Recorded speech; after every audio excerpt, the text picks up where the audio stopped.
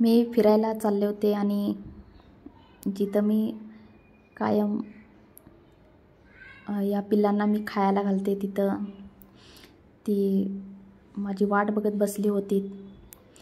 तर माझ्या नेहमी बाहेर पडताना डिगीत मी एक एक्स्ट्रा चपाती घेऊन जात असते।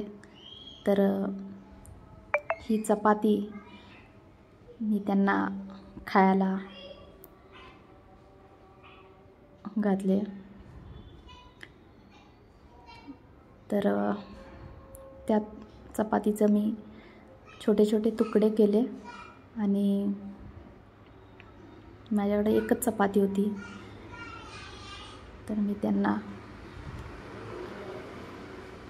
नेहमीच्या जागेवरती खायला घातले।